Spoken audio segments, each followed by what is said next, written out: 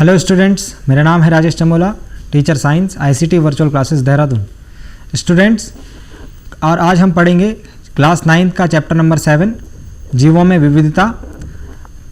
Students, हम इस chapter को पिछले काफ़ी टाइम से कवर कर चुके हैं और अब हम इस चैप्टर के लास्ट पार्ट की साइड हैं। हमने इस चैप्टर में देखा कि जीवों में विविधता मौजूद होती है काफ़ी सारे पॉइंट्स के बेसिस पर, और हमने उनका क्लासिफिकेशन, हमें उनका वर्गीकरण करने की आवश्यकता पड़ी। जब हमने उनका वर्गीकरण करना स्टार्ट करा तो उसके लिए हमने कुछ पैरामीटर सेलेक्ट करे कि किस आधार पर हम उनका वर्गीकरण करेंगे। तो अभी जो है वर्गीकरण चल रहा है। हमने पिछले कुछ पार्ट्स में जो जीवों को वर्गीकृत किया था उसमें से मोनोरा, प्रोटिस्टा, फंजाई, इन तीनों प्रकार के वर्गीकरण समूहों को हमने पढ़ लिया था। लास्ट के जो दो समूह बच जाते हैं वो है प्लांटी एवं एनिमेलिया। उनको हम आज डिस्कस करेंगे। आज हम प्लांटी वर्ग को डिस्कस करेंगे कि प्लांटी वर्ग के जो समूह हैं उसमें जीवों के क्या क्या गुण होते हैं, किस प्रकार के जीव रहते हैं, एवं प्लांटी के बाद हम एनिमेलिया जो समूह है, जीव समूह, उसको भी डिस्कस करेंगे। उसमें किस कैरेक्टरिस्टिक्स के जीव रहते हैं, क्या क्या उनका गुण होते हैं। और इसके बाद हम आज प्लांटी के भी, और प्लांटी को भी 5 भागों में बांटा गया है प्लांटी ग्रुप को, उसको भी हम 1 बाय 1 डिस्कस करेंगे कि उन 5 में कौन कौन से किस किस प्रकार के जीव आते हैं। तो स्टूडेंट्स, कंटिन्यू करते हैं। कल हमने इसके पहले लेक्चर में हमने जहाँ पर छोड़ी थी क्लास वहीं से कंटिन्यू करेंगे प्लांटी।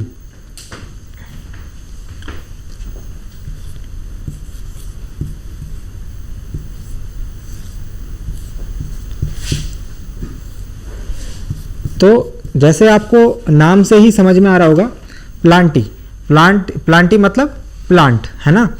तो सबसे पहले तो इस समूह में जो है सभी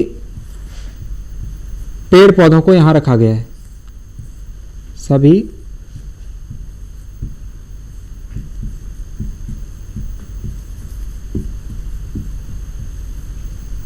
पेड़ पौधों को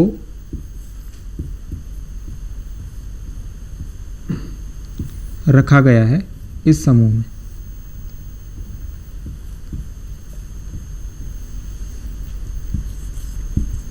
तो प्लांटी नाम से क्लियर है, प्लांट।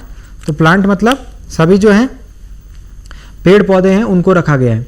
हमने ये भी देखा था कि जो बहुकोशिकीय जीव थे, बहुकोशिकीय जीवों में से जो प्रकाश संश्लेषण की क्रिया करने वाले थे, जिनमें कोशिका भित्ति उपस्थिति होती थी, वो प्लांटी समुदाय के, प्लांटी समूह के अंदर आएंगे, है ना। तो दूसरी प्रॉपर्टी इनकी होगी कि ये स्वपोषी होते हैं और अपना भोजन कैसे बनाते हैं, प्रकाश संश्लेषण की क्रिया द्वारा, है ना, और क्लोरोफिल की उपस्थिति में। तो सिंपली लिख लेते हैं ये प्रकाश संश्लेषण क्रिया करते हैं, ठीक है। तो जो प्लांट्स हैं, जो पौधे हैं, पेड़ पौधे, उनको इस समूह में रखा गया है बेसिकली। अब इसके भी फर्दर हमने 5 पार्ट कर दिए हैं, ठीक है। तो उन 5 पार्ट्स को भी डिस्कस करते हैं 1 बाय 1। पहले मैं 5 भागों को लिखता हूं।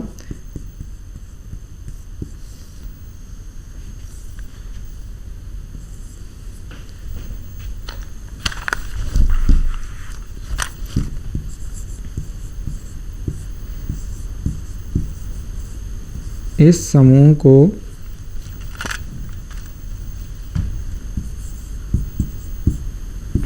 पांच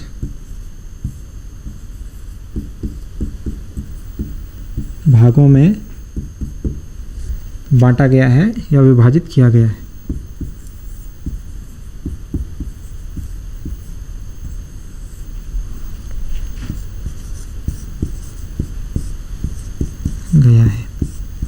जो कि हैं 1 बाय 1 में लिखता हूं यहां पर। नंबर वन इज, जो नंबर 1 कैटेगरी में आते हैं वो आते हैं थैलोफाइटा,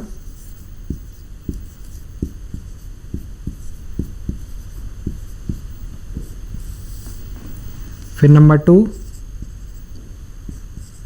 ब्रायोफाइटा,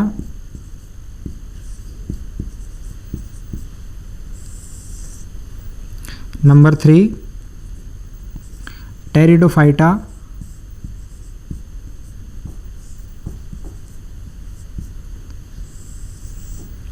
नंबर 4 है जिम्नोस्पर्म,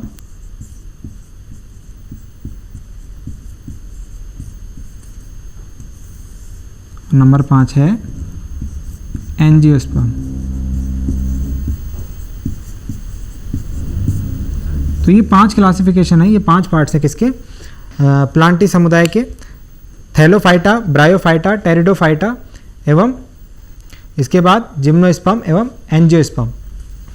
अब हम 1 बाय 1 इन प्लांट्स की जो कैटेगरी है, सॉरी प्लांटी समूह की जो कैटेगरी है उसमें 5 भागों में विभाजित इस आधार पर किया गया कि एक तो उनकी विभेदन क्षमता के आधार पर है ना, जो ऊतक है उसके विभेदन क्षमता के आधार पर, और इसके अलावा उसमें संवहन ऊतक हमने पढ़े थे कि जो पेड़ पौधों में ऐसे ऊतक जो कि जल एवं अन्य जो जरूरी पदार्थ होते हैं पौधे के लिए आवश्यक, उनको एक जगह से पौधे के एक भाग से दूसरे भाग तक ट्रांसफ़र करते हैं ना, उनको पहुंचाने का काम करते हैं, तो वो संवहन ऊतक थे, जैसे जाइलम फ्लोएम। तो संवहन ऊतक की उपस्थिति के आधार पर 2 पार्ट हो गए कि विभेदन के आधार पर, दूसरा ऊतक जो है इनमें उपस्थित ऊतक की विभेदन क्षमता के आधार पर, सेकंड हो गया इनमें संवहन ऊतक की उपस्थिति के आधार पर। तो कुछ ऐसे पॉइंट्स हैं जिनके बेसिस पर हमने इनको आगे फिर 5 पार्ट्स में क्लासिफाई किया। तो उसमें नंबर 1 है ब्रायोफाइटा। तो हम इनको कोशिश करेंगे कि इसमें इंपॉर्टेंट पार्ट डिस्कस करें। तो मैं इन शॉर्ट सबको एक्सप्लेन तो करूंगा, बट इन शॉर्ट सबको लिखता भी जाऊंगा, तो आप उसको अपनी लैंग्वेज में लिख सकते हैं, ठीक है। तो नंबर 1 हम इसमें डिस्कस कर रहे हैं थैलोफाइटा को।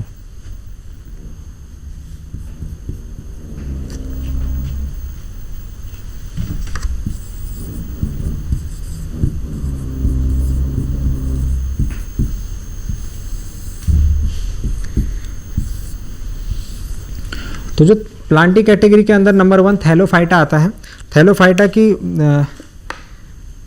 थैलोफाइटा की जो प्रॉपर्टी है नंबर 1 कि जो विभेदीकरण, हम बोल रहे हैं कि ऊतकों का जो विभेदन के आधार पर हम इसको बांट रहे हैं, तो वो इसमें उपस्थित नहीं होता है ना। तो विभेदीकरण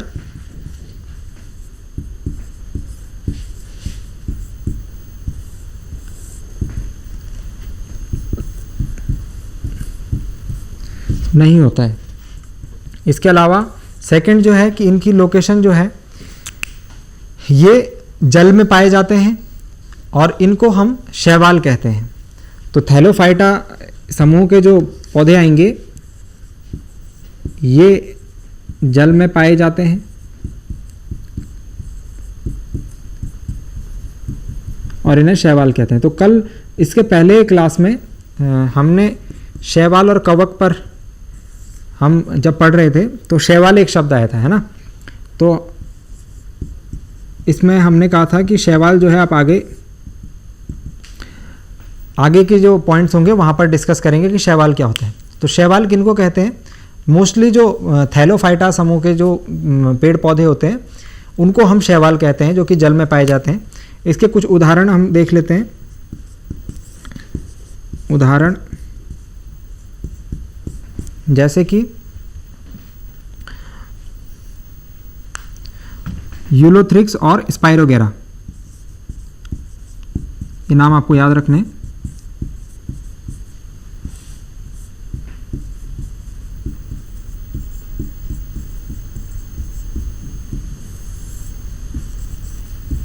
आदि, ठीक है।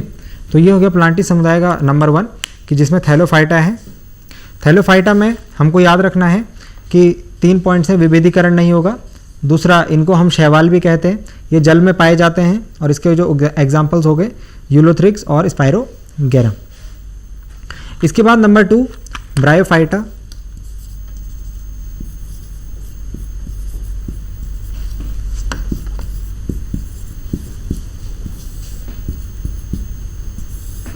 ब्रायोफाइटा समूह के इनको हम जल स्थलचर भी कहते हैं, सॉरी जल का उभयचर इसको हम कहते हैं जल का उभयचर।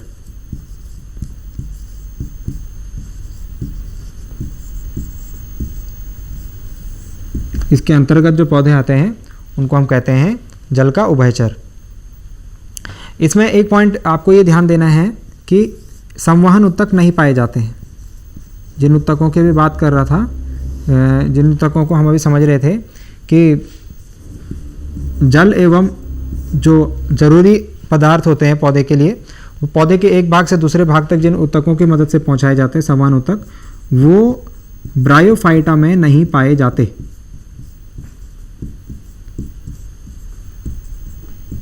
ठीक है। इसके बाद एक और पॉइंट कि इससे रिलेटेड जो एग्जाम्पल हैं, तो मास इसका जो एक उदाहरण है, मास।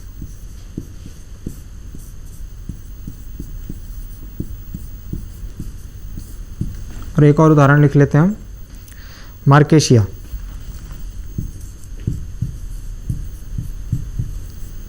आदि।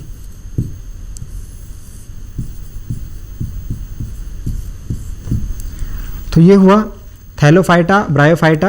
दोनों में डिफरेंस क्या होगा कि ब्रायोफाइटा में संवहन उत्तक नहीं पाए जाते हैं और इसको जल का उभयचर कहते हैं। थैलोफाइटा में विभेदीकरण नहीं होता है और ये जल में पाए जाते हैं। इनको हम शैवाल भी कहते हैं। ठीक है। इसके बाद थर्ड टाइप का जो काइंड था जो है टेरिडोफाइटा। अब इसको डिस्कस करते हैं।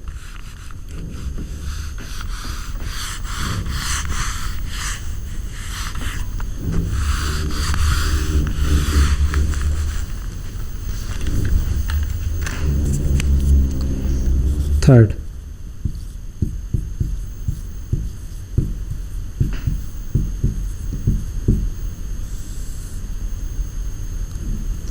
टेरिडोफाइटा। तो जो टेरिडोफाइटा के समूह में रखे जाएंगे जो पेड़ पौधे, उनमें हम उस पेड़ पौधों को तीन भाग में, उनके शरीर को तीन भाग में हम बांट सकते हैं। हमने बोलते हैं कि उनमें जड़ें भी उपस्थित होते हैं, उसमें तने वाला भाग भी उपस्थित होता है, इसके अलावा उसमें पत्तियां या फिर जो शाखाओं वाला भाग होता है वो भी उपस्थित होता है। ठीक है। तो ये तीन भाग होते हैं इस प्रकार के ग्रुप में। इसके अलावा इनमें संवहन उत्तक पाए जाते हैं और जो इसका एग्जाम्पल है, संवहन उत्तक पाए जाते हैं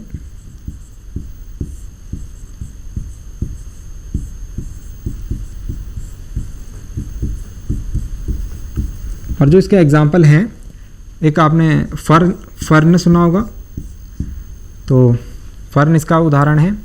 और इसके अलावा एक हॉर्स टेल, ये दोनों ही उदाहरण है किसके? टेरिडोफाइटा समूह के। ओके।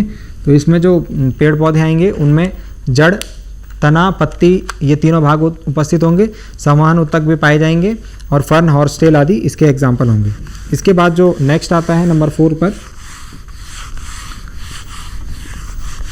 वो है, अच्छा इसमें एक पॉइंट आपको ध्यान रखना है, यहाँ पर एक इम्पॉर्टेंट पॉइंट है कि तीनों जो अभी तक हमने तीन प्रकार पढ़े हैं उनमें नंबर 1 हमने पढ़ा था थैलोफाइटा,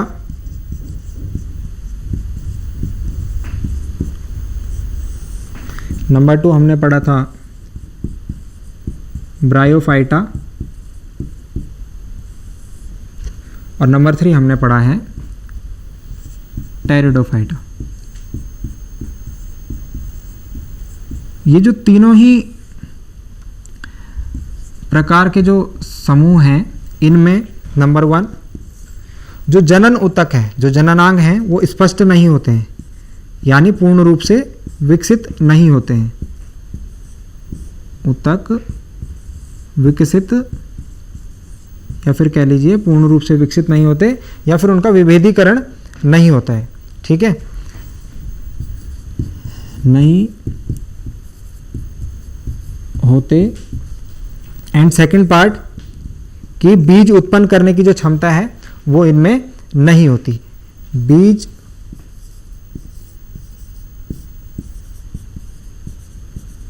उत्पन्न करने की क्षमता नहीं होती। तो ये जो 2 पॉइंट्स हैं, पहला पॉइंट हमने क्या देखा कि जो जननांग हैं या जो जनन ऊतक हैं वो विकसित नहीं होते, और दूसरा बीज उत्पन्न करने की जो क्षमता है वो भी इनमें नहीं होती। तो इन समुदाय के इन समूह के जो प्लांट्स हैं इनको हम एक और नाम देते हैं और उन्हें हम कहते हैं, अतः इन्हें क्रिप्टोगेम, ओके, इन्हें हम क्रिप्टोगेम भी कहते हैं।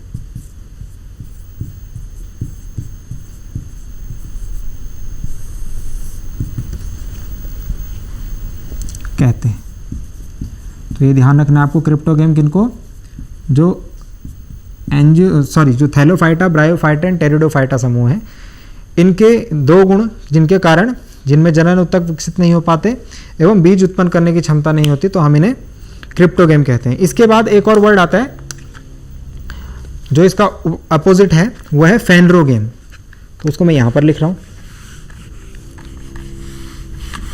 फेनरोगेम में क्या होगा, ठीक इसका अपोजिट होगा। तो फेनरोगेम में जनन ऊतक विकसित हो पाएंगे, है ना, और बीज उत्पन्न करने की क्षमता भी होगी। तो इसके बाद है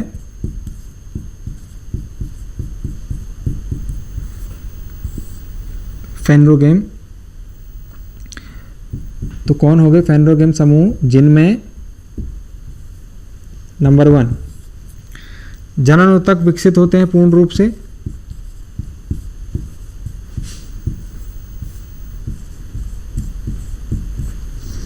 पूर्ण रूप से विकसित होते हैं,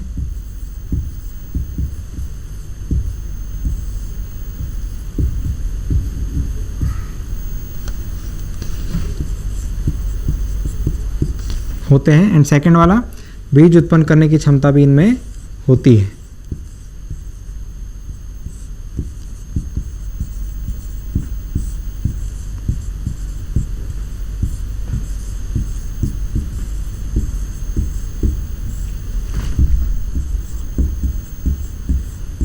तो 2 पार्ट्स हो गए, ठीक है, मतलब दोनों अपोजिट हैं। जो फेनरोगेम है वो क्रिप्टोगेम का अपोजिट हो गया, है ना। क्रिप्टोगेम किन किन को बोलेंगे, थैलोफाइटा, ब्रायोफाइटा एंड टेरिडोफाइटा समूह के जो पेड़ पौधे रखे गए इनमें, इनको कहेंगे। अब जो लास्ट के जो 2 समूह आते हैं, जिम्नोस्पर्म और एंजियोस्पर्म, उनको समझते हैं, फिर हमारा प्लांटी समूह जो है वो कंप्लीट हो जाएगा। तो जिम्नोस्पर्म और एंजियोस्पर्म को हम साथ में ही समझते हैं, ठीक है, क्योंकि दोनों में ज़्यादा डिफरेंस नहीं है। तो यदि हम पहले बात करें जिम्नोस्पर्म की, तो एक तरफ 3 हो गए थे ना, ये चौथा होगा जिम्नोस्पर्म, और 5वां इसके साथ में हम पढ़ लेते हैं एंजियोस्पर्म।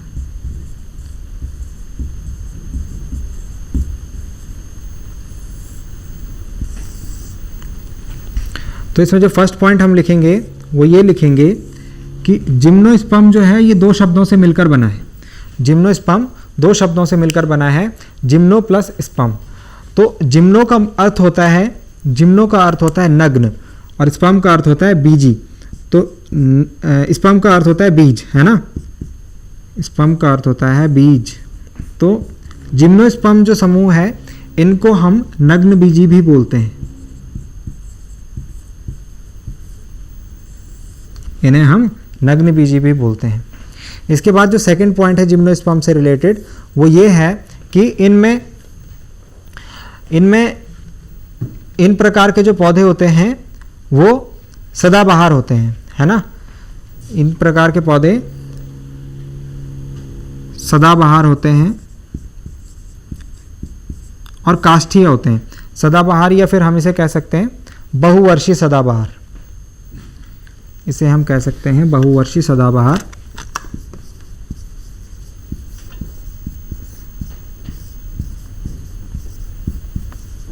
एवं काष्ठीय,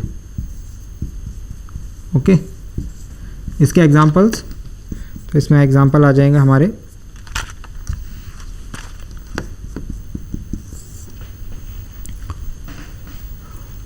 इसमें 2 एग्जाम्पल हम लिख सकते हैं, पाइनस तथा साइकस।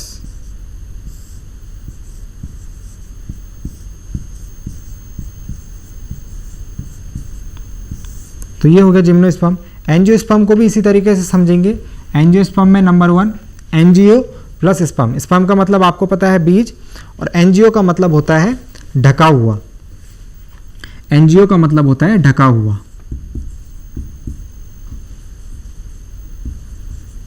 और स्पर्म का मतलब बीज। तो कहने का मतलब है कि इस प्रकार के समूह में जो बीज होगा वो चारों तरफ से ढका हुआ होगा।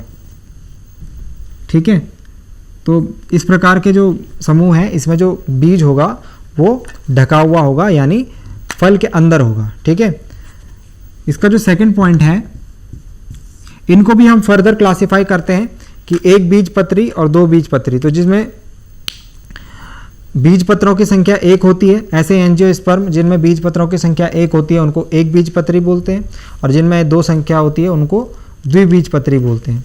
इसके अलावा इनको एक और नाम हम देते हैं पुष्पी पादप। इन्हें हम पुष्पी पादप भी कहते हैं। और थर्ड जो पॉइंट मैंने अभी आपको बताया, इनको हम एक बीजपत्री और द्विबीजपत्री आगे फिर क्लासिफिकेशन इनका कर देते हैं। ठीक है, तो इसके एग्जाम्पल जो एक बीजपत्री है उसका एग्जाम्पल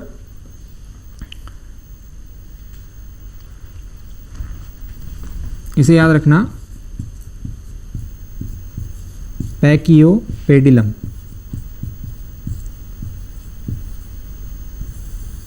ठीक है, मतलब कि एक बीज होगा, एक बीज पत्र होगा इनमें उपस्थित।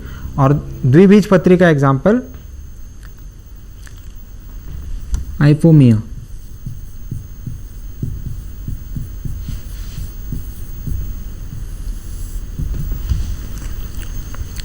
ठीक है, तो ये हमारा प्लांटी समूह जो है यहाँ पर पूरा होता है। तो एंजियोस्पर्म को और जिम्नोस्पर्म को एक बार फिर से समझ लेते हैं। जिम्नोस्पर्म को हम नग्नबीजी भी बोलते हैं, और ये बहुवर्षीय सदाबहार होते हैं एवं काष्ठीय होते हैं। इसके अलावा इनके जो एग्जाम्पल है वो है पाइनस और साइकस। एंजियोस्पर्म में एंजियो का अर्थ है ढका हुआ एवं स्पर्म का अर्थ है बीज। तो इन्हें हम कहते हैं कि इनमें जो बीज उपस्थित होता है वो चारों तरफ से ढका हुआ होता है। इन्हें हम पुष्पी पादप भी कहते हैं। इनको आगे फिर दो भागों में बांटा जाता है, एक बीजपत्री और द्विबीजपत्री। तो जो यदि बीजपत्र की संख्या एक होगी तो उन्हें एक बीजपत्री कहेंगे, यदि ये दो होगी तो उन्हें द्विबीजपत्री कहेंगे। तो यहाँ पर हमारा जो प्लांटी समूह है ये कंप्लीट हो जाता है। हमने प्लांटी समूह को कवर कर लिया है। उसके बाद हम अभी देखते हैं, इसका मैं आपको एक चार्ट बनाता हूँ, और चार्ट में आप समझ पाएंगे कि प्लांटी समूह में जो सारे पार्ट्स हैं 5 के 5 उनको कैसे कवर किया जाएगा। तो इसको आप ऐसे याद रख सकते हैं। इस चैप्टर में मैंने आपको बहुत सारे फ्लो चार्ट बना के बताए हैं। तो फ्लो चार्ट के थ्रू आपको टॉपिक्स जो है वो याद रह सकते हैं ज़्यादा देर तक, क्योंकि इसमें क्लासिफिकेशन जो है वो बहुत ज़्यादा है ना। क्योंकि 5 प्रकार के जगत हमने बनाए, उन जगत के अंदर भी जैसे प्लांटी है उसके अंदर 5 प्रकार के और उनको क्लासिफिकेशन कर दिया। अभी आप एनिमेलिया पढ़ेंगे तो उसमें और फिर क्लासिफिकेशन है, और क्लासिफिकेशन के अंदर क्लासिफिकेशन है। तो जब इतने सारे क्लासिफिकेशन होंगे तो आप उन्हें भूल जाएंगे। तो उनको याद रखने का जो तरीका है, जैसे मैं आपको इसके थ्रू समझाता हूँ ना, फ्लो चार्ट के थ्रू, तो इसका भी एक फ्लो चार्ट बना लेते हैं। प्लांटी समूह को हमने किस किस के आधार पर वर्गीकृत किया था? ऊतक विभेदन और ऊतक की उपस्थिति के आधार पर। ठीक है, तो इसमें जो पादप होगा वो बिना विभेदन के, है ना, जिनमें विभेदन नहीं हो पा रहा है।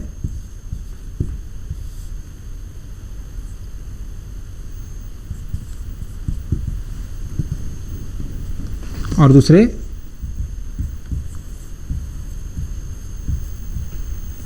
विभेदन वाले। ओके, 2 पार्ट्स में क्लासिफाई हो गया।